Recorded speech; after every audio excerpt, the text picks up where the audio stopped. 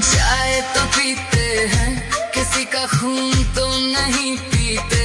हमारी एक कप चाय से लोग इतने क्यों जलते हैं, पता नहीं हमें ऐसे लोग हर रोज क्यों मिलते हैं। जैसे उनके कहने से हम चाय छोड़ देंगे, वो हमें इतना सीधा क्यों समझते हैं। की बात ये हमारी चाय पे कुछ बोला मत करो, बोलो तो बस ये बोलो चाय लेनी है क्या, वरना चाय को लेकर मुंह खोला मत करो।